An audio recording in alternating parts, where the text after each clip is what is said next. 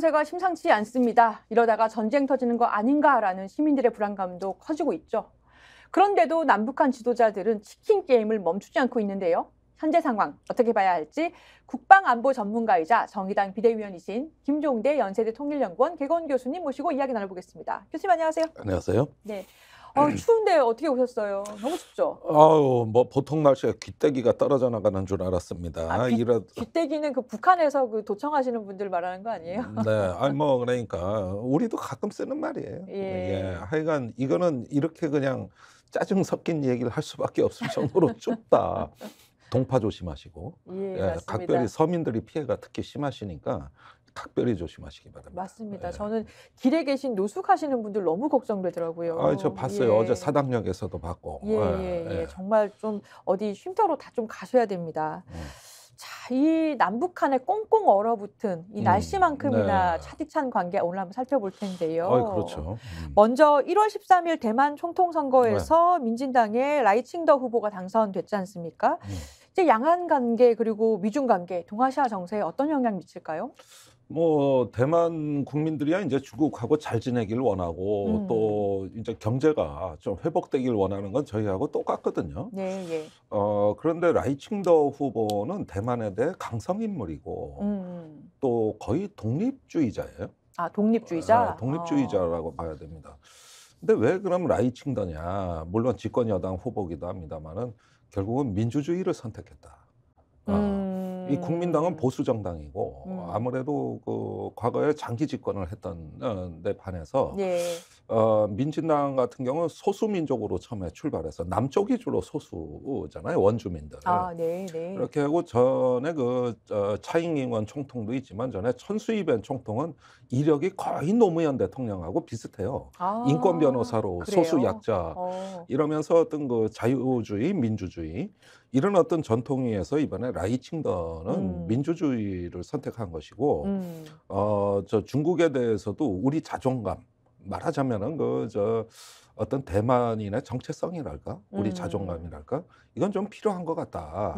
이런 점에서 진보적 자유주의자를 선택한 게 아닌가. 반면에 중국하고는 조금 불편한 것도 감수해야 되는 거 아니냐. 이런 표심이 있었다고 봅니다. 그러면 우리나라 정세에도 영향 미치는 게 있을까요?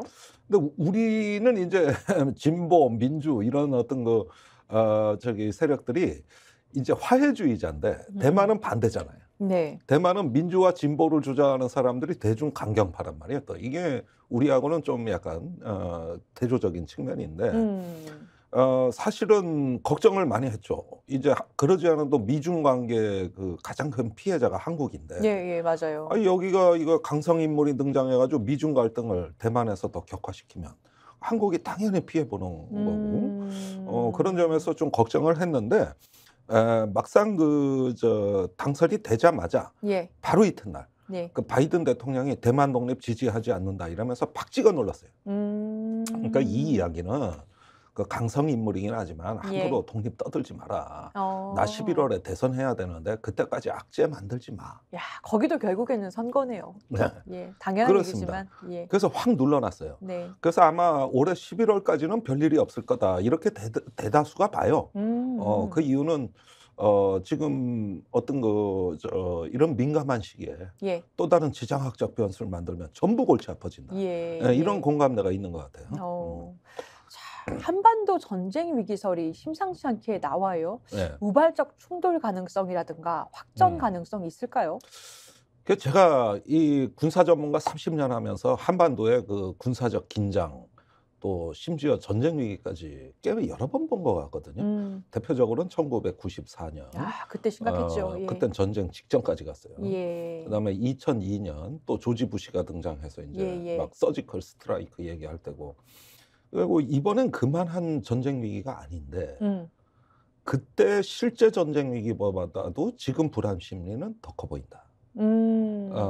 이게 중요한 차이예요. 왜 그러냐?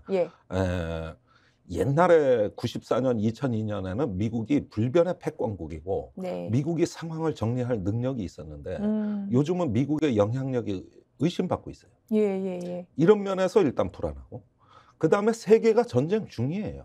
그렇죠. 예, 우크라이나 예. 요즘은 28 전쟁이라고도 안 합니다. 중동 전쟁이라고 하지. 사방에서 터지고 있어요. 뭐 파키스탄까지 이게 확정이 됐으니까 그게 중동 지역 분쟁이라 그러거든요.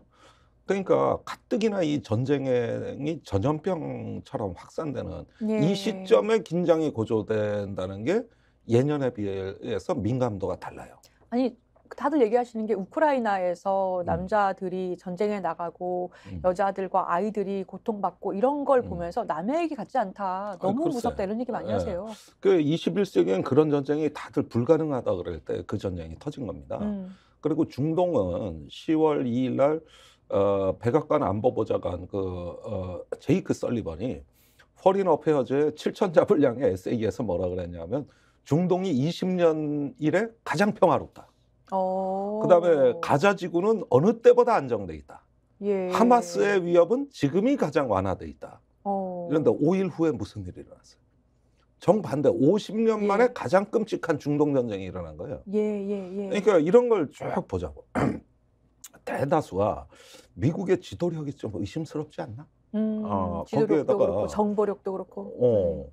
이게 가만히 보니까 이게 전쟁, 폭력이라는 게 요즘 세상은 세계화 질서가 종식되면서 뭔가 조금만 민감해도 터지는 분위기로 가는 거 아니야? 그러니까 이게 불안 심리를 증폭시켰을 때 한반도에 이제 실제적인 남북 지도자 간의 말싸움이 시작됐는데 네. 과거 같으면 주식 안 떨어졌습니다. 네네네. 94년에 무슨 주식이 출렁거렸다. 이게 기사의 전부예요. 아니 근데 2002년에도. 지금 외국인 대량 매도에 코스피가 2.47% 급락했다 그래요? 이거는 요 짧은 기간에 이건 17일 얘기고 예. 2월 4일부터 2월 18일까지 7.6% 폭락입니다. 예. 그러니까 그러니까 올해 총 시총이 148조가 증발했다. 이런 그러니까 얘기 있는데요. 이게 뭐냐면은 예. 2008년 금융위기 이후로 네. 한국의 증시가 이렇게 폭락한 건 처음 있는 일이에요. 아 그래요? 제가 경제 쪽을 잘 몰라서. 아니 이게 지금 얼마나 심각한 문제냐면 굉장히 심각한 거군요. 예, 거기에다가 주가 부양 시기에 떨어진 거예요. 공매도 금지 연장, 금융투자소득세 폐지, 그랬죠. 주식거래세 완화, 그다음에 주식 양도하는 거 그거 양도세 완화 할 수 있는 주식 부양책은 다 내놨어. 그러면 그걸로. 폭락 원인은 그걸 갖고 총선을 치르려던 거예요. 예. 부동산 주식값 부상시켜가지고. 예. 그래가지고 1월 초에 집중적으로 발표를 다 했는데 예. 2008년 금융위기 이후로 가장 큰 대폭락 사태가 일어났고 그래가지고 시가총액이 마구마구 이제 증발되면서 대만 같은 작은 나라의 주가 총액이 우리를 추월해버렸고 거기에다 보세요. 지금 미국, 일본, 인도, 대만이 주식이 다 최고치를 찍고 있어요. 호황이에요. 네. 한국만. 그러면 세계적인 한국만. 추이하고도 맞지 않다는 말씀이군요. 그러니까 처음에는 그 애널리스트 분석가들이 기자들이 전화해서 이거 왜 떨어지는 거야? 그러니까 우리도 몰라. 기자님이 취재 좀 잘해서 좀 알려줘. 이랬다니까. 그게 1월 4일, 5일 상황이요. 예. 그랬는데 그 뒤로 쭉쭉 떨어지면서 그때서야 깨달은 거지. 이건 정답이 코리안 리스크, 지정학 리스크밖에 없다. 그러니까 외국인들이 다 팔고 나갔어요. 그러면 지금 시총이 148조가 증발한 것은 팩트인데 이것의 1차적인 원인을 보니까 외국인의 대량 매도. 그거죠. 그러면 하루에 7조 원씩 팔았습니다. 왜 외국인들이 이렇게 파느냐를 여러 가지를 분석을 이렇게 원인이 될 수 없는 것들을 다 삭제하고 보니까 지정학적 리스크, 전쟁 위험밖에 그게 없다. 변수다. 왜냐? 우리 대기업 실적 저조도 뭐 있고 또 기업 지배 구조도 있고 뭐 코리안 리스크 디스카운트가 있다 그러는데 그건 상수예요. 그렇죠. 예. 그걸 어제 오늘 얘기가 안 해요. 근데 갑자기 등장한 거는 이 지정학 리스크밖에 없는 거예요. 그래가지고 연초에 남과 북이 포싸되면서 그 주고받은 이 말들이 외국인을 불안하게 해서 떠나보낸 거거든요. 이렇게 일단 원인이 모아지고 있어요, 현재. 그러면은 이 정부가 주식 정부 아닙니까? 주식 정부다 이렇게 보십니까? 그러니까 이게 막 주가 뭐 부양하는 거는 김건희 여사는 도이치모터스 주가를 조작했다면 이 정권은 전 국가적 차원의 주가 조작을 시도한 거예요. 억지로. 그런데 그게 지정학 리스크로 폭삭 무너져. 부부가 다 주가를 그렇게 되니까 이게 상황이 심각해지고 미국의 그 로버트 칼린이나 지금한테 해커 박사 또 로버트 갈로치 이런 뉴스의 빼어난 그 북한 전문가들, 네. 가장 정통한 전문가들이 한반도 전쟁 위기를 경고하고 나선 게 1월 11일부터 16일 사이예요. 아, 그랬어요? 예, 아이고. 그래가지고 그때는 주가가 반등돼야 되는데 더 떨어졌어. 이렇게 그렇구나. 되니까 아유. 이게 이제 저기 뭐냐, 이 정부 총선 전략이 완전히 어그러진 겁니다. 처음엔 북풍을 어찌어찌 해보고 주가는 부양시키고 이러려고 그랬는데 북풍을 이걸 고양시키니까 주식이 폭락하는 구조가 처음 나오니까 그때부터 이 정부가 일체 대북 강경 발언이 싹 사라져요. 아, 그렇습니까? 그래가지고 16일 날 예. 이게 제가 보는 아주 놀라운 현상인데 예. 신원식 국방장관이 예. 얼마나 급했는지 KBS 라디오에 전화 인터뷰를 급히 예. 자청을 했어요. 어. 그래가지고 전쟁 위기는 없다. 아, 그러니까 이거 이렇게 얘기했어요. 북한 실제 전면전 일으킬 가능성 높지는 않아. 짓는 개는 물지 않는다. 이렇게 얘기했어요. 아니 그러면 예. 여태까지 저기 뭐냐, 이 전쟁 위기가 높아진 거는 전부 신원식 장관이 북한이 총선을 앞두고 큰판 벌린다, 테러를 한다. 네. 거기에다 구체적으로 썼어요. 제2의 천안함 사건이나 미사일을 쏠 거다. 이래서 이 난리가 이제 시작이 된 건데 네. 이제 와가지고 주가가 떨어지니까 자기가 또 덮어야 돼. 그래서 자기 부정이 들어가는 거야 이제 이게. 그러네요. 계속 북한이 뭔 일 낼 거다 했던 분이 짓는 개는 물지는 않습니다. 이렇게 그 또 걔가 왜 얘기하셨네요. 짖어? 신원식 장관 보고 짖은 거예요. 예. 그런데 이제는 또 안 위험하대요. 그러니까 이게 왜 그런가, 요런 급변심한 태도 변화에 이걸 설명할 수 있는 게 주가 대폭락밖에 없어요. 거기다 신원식 장관 예결위에서 주식하신 분 아닙니까? 예. 휴대폰으로 예. 자기 주식도 떨어져. 대통령 보유 주식도 떨어져. 거기에다 대통령께서 이 주가 시장 갖고 노심초사하는데 다 떨어져. 이렇게 돼 보니까 이제는 또 전쟁은 없다. 이게 공사가 다 걸려 있으신 거네요. 이 눈치 봤다, 저 눈치 봤다. 내 주식값 따지다가 이거 한 거예요. 그러니까 결국은 여기서 그 총선 앞둔 국정의 어떤 그 기본 방향이 다 무너지게 된 거고, 그 뒤로는 우리 정부의 대북 강경 발언이 싹 사라집니다. 네네. 갑자기 평화주의자로 바뀌어서. 갑자기. 근데 거기에 이어서 또 뭐라고 했냐면 그 전쟁 나지 않는다는 근거로 북한이 만약에 전쟁을 할 거면 러시아에 전략 무기를 수출할 수 있었겠느냐 이런 그걸 얘기를 근거로 했어요. 된 거예요. 예. 그러니까 자기들이 전쟁할 거면 무기를 비축해야 되는데 러시아에 수출했다는 거 보면 전쟁의 위기는 없어요. 이렇게 얘기한 건데요. 그러면은 여태까지 총선 앞두고 큰판 벌린다고 얘기하고 그렇게 얘기한 건 또 뭐야? 그러니까 그 말이 앞뒤가 맞나요? 그 다음에 저기 북한이 그 러시아에 무기를 준 게 왜 위험하냐 하면은 예. 실전 테스트가 다 되는 거예요. 북한도 오랫동안 전쟁을 안 해본 나라 아닙니까? 그러니까 지금 우크라이나 전쟁에서 써볼 수 있다는 거예요? 당연하죠. 그 북한이 준 이스칸데르라는, 우리는 KN-23이라고 넘버링한 미사일이 있어요. 예. 얘가 막 솟구쳐 올랐다 가라앉았다 또 솟구쳐 올랐다가 표적 앞에서 내리꽂거든. 그러니까 야구로 말하면 변화구. 이게 러시아에서 대활약을 했다고. 아니 저 지금 되게 진짜로 소름 끼치는데 그럼 그 전쟁이 정말 남의 전쟁이 아닐 수도 있는 거네요. 아니 원래 군대 전투력이라는 거는 실전 테스트, 실전 경험, 그래서 그 군의 지휘 능력 이런 거하고 무기 체계, 그 신뢰성이나 이런 거 검증인데, 지금 북한 러시아가 저렇게 밀착하는 이유가 북한 미사일을 써보니 괜찮다는 거 아니에요. 어이고. 그러면은 이게 러시아에 가가지고 북한이 예. 이렇게 뛰어논다는 뜻은 한반도에서 전쟁이 일어나면은 북한의 전투력이 검증되고 개선된다는 뜻이지. 그렇구나. 아니 우리가 저기 프로야구 선수들 보십시오. 겨울에 추우면 어떻게 해? 괌이나 사이판이나 이런 데 따뜻한 데 가서 전지훈련합니다. 그렇죠. 북한이 지금 그거 하는 거야. 북한이 지금 그거 하는 건데 이게 왜 위협이 아니야? 그러니까 선수들이 겨울에는 야구가 없지만 그 봄 시즌 이제 시즌 대비해서 따뜻한 데 가서 비슷한 데서 이제 훈련하는데 그거랑 똑같다 이거군요. 그렇죠. 전쟁터 가보는 겁니다.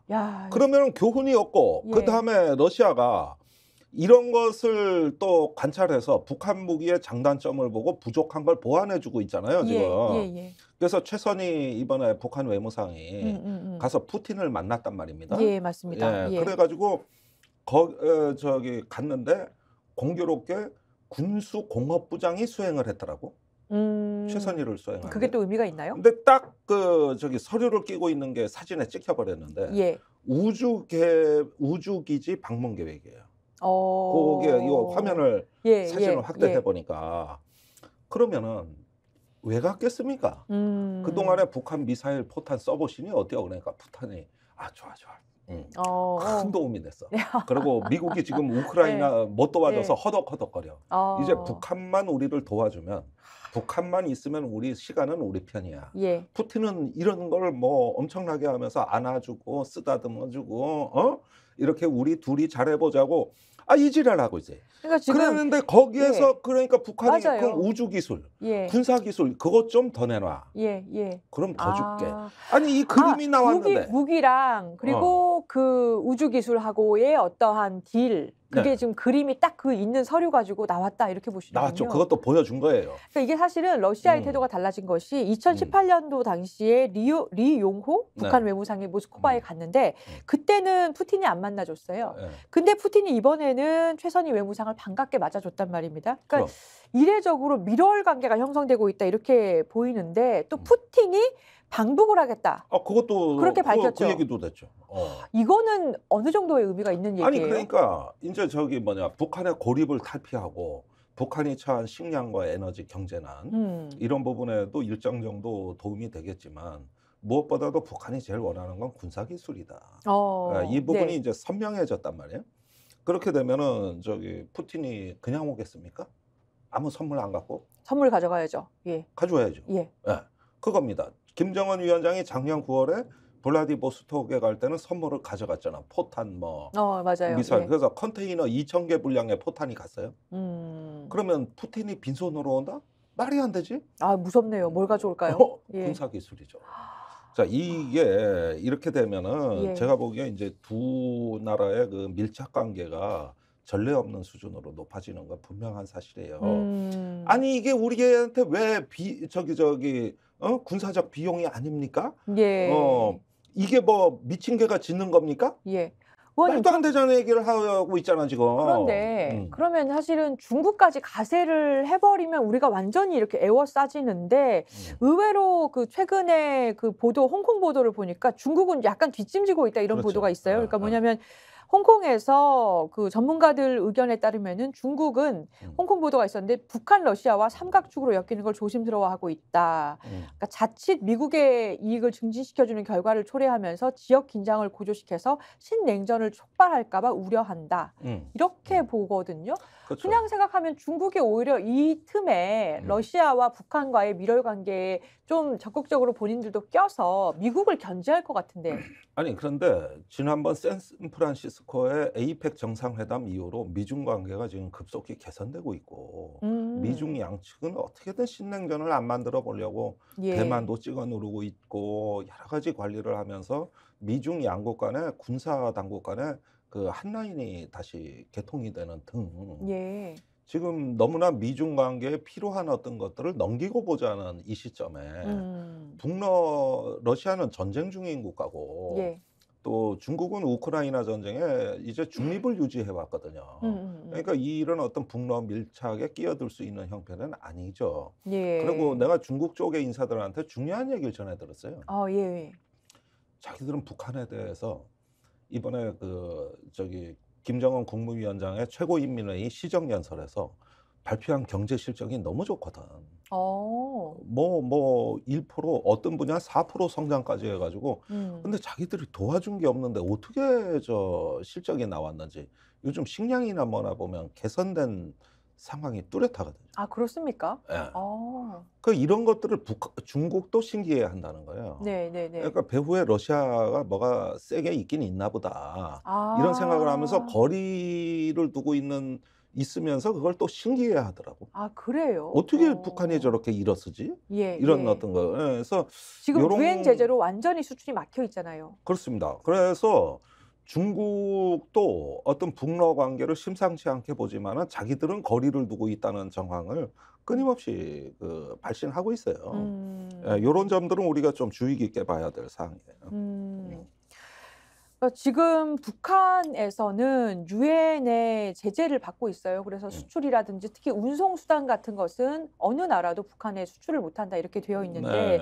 그런 제재 명단에 오른 선박이 중국 근해에서 포착이 됐고 또 중국하고 러시아하고 무기 거래 의혹이 있었던 곳이 나진항인데 그렇습니다. 여기에 또 대형 선박이 입항을 했습니다. 그렇죠. 그러면 북한하고 러시아가 뭔가 이 공식적이지 않은 루트로도 뭐 무기 거래를 하고 있다 이렇게 볼 수도 있는 건가요? 네. 이거 어떻게 봐야 됩니까? 그 최근에 나진항에 갔다 온 중국 사람이 제일 놀라는 게 네. 나진항에도 주유소가 있거든요. 그런데 음. 기름값이 너무 싸더래. 아, 원래는 비싸야 되는데 그것도 그러니까 훨씬 싼 거예요? 싸더라. 그러니까 이런 어. 것만 봐도 예. 뭔가 이 짝이 지금 예. 심상치가 않아요. 심상치가 않은데 어. 그런데 이제 그 제가 이렇게 보면 이 한반도에 큰 지정학이 움직이는 신호들입니다. 이게 이제 북한과 러시아가 우리 생각보다 훨씬 밀착되고 예, 예. 국제 제재는 이제 안 통해요. 음. 아시다시피 유엔 안보리의 대북 결의안에 의해서 제재가 이루어지는 건데 예. 이 결의안이 뭐가 하나 통과돼도 또 통과시키고 또 통과시키고 쌓이고 해가지고 6개란 말이죠. 예, 예. 이게 왜 그런 현상이 일어나냐 하면은 처음에 유엔 결의안을 통과시키면 그때는 효과가 있는데 이게 마모된다고. 마모는 우회로를 뚫으니까. 아. 마모돼 가지고 이 그물이 이제 저기 여기저기가 이제 고장 나고 뚫리고 해서 또 세금을 넣고 하는 거거든요. 아, 그래요? 예. 예. 그런데 유엔 결의안이 지금은 이제 구닥다리가 돼서 중국 러시아가 안 통과시켜 주니까 예, 예. 그래 가지고 벌써 한 3-4년이 지나 버리니까 별로 효과가 없는 겁니다. 아, 그래요? 예, 이게 국제 제재의 특징이에요. 그래 가지고 쉴 새 없이 계속 또 위반했지. 또 그러면 또 결의안. 이런 식으로 이제 가는 구조인데 이게 마비되다 보니까 북한은 이제 기존의 유엔 제재 결의안에 별다르게 구애를 안 받아요. 그러면은 그렇군요. 예. 다른 수단에 의해서 우회로를 뚫으면 되는 거예요.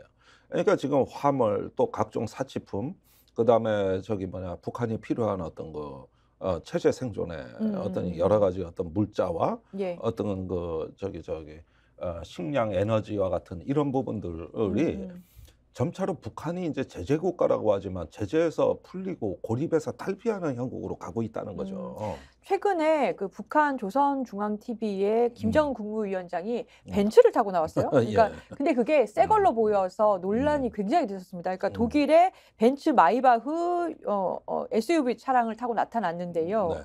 그러니까 지금 차가 굉장히 좋은 차인데 유엔에서 대북 제재 결의를 해가지고 1718호에서 고가 차량을 포함한 운송 수단은 북한에 수출하는 행위가 금지된다라고 아예 네. 명시가 돼 있는데 음. 그래서 벤츠사에서 입장까지 내놨습니다. 그러니까 입수한 정보를 바탕으로 해서 유입 경위를 철저하게 조사하겠습니다. 네. 이렇게까지 했단 말이에요. 이게 저 차가 중고거래 가능성이 있는 겁니까? 아니면 진짜 새 차를 독일 벤츠를 북한에서도 저렇게 살 수가 있는 겁니까? 글쎄요. 일단은 벤츠는 중국으로 가장 많이 흘러 들어가 있고요, 현재. 벤츠가 가장 많이 팔리는데 중국 아닙니까? 네. 예. 그리고 미국이 지정한 어떤 중국 기업이 아닌 제3의 기업이 일단은 밀거래했을 가능성이 저는 있다고 보고 아무래도 밀거래. 중고보다는 신차 가능성이 높다고 봐요. 최고 조남이 타는데. 아, 이거 안 그래도 사진 보니까 차 엄청 좋던데요. 아니 그럼요. 기스도 네. 하나도 없고 아주 파리가 자빠지겠던데요. 아니 그러니까 자기들도 좀 폼나게 살고 싶지. 그런 걸 뭘 중고로 삽니까? 네, 아무리 네. 북한이 못 사는 나라라 그래도. 그래서 이게 중국 쪽에 뭐 수백만 대가 이미 팔려나간 제일 큰 시장이 있고. 아, 그렇구나. 예, 네. 그래가지고 이거는 러시아보다는 중국 쪽일 가능성이 높죠. 예, 그리고 지금 뭐 북한이 왜 화성 18형 미사일이 이제 가장 위협적인데 그 밑에 그 바퀴가 18개 달린 트럭이 가잖아요. 아니 그 저기 국제 제재에서 저런 차량을 어떻게 구입하냐고.